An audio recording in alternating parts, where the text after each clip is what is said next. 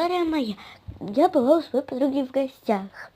И мы вышли погулять, а там подбегает к нам маленький мальчик и говорит: можно покататься на каруселях? Я говорю: да, а моя подруга: нет.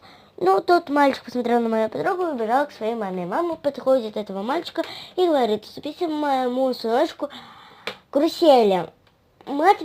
Моя подруга отвечает: нет. Как я могла сказать?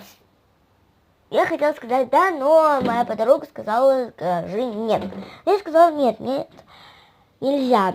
Мы сами тут катаемся. И этот мальчик начал нас бить, толкать. И его шел мама, говорит: ну ступите, ну не видите, он маленький мальчик.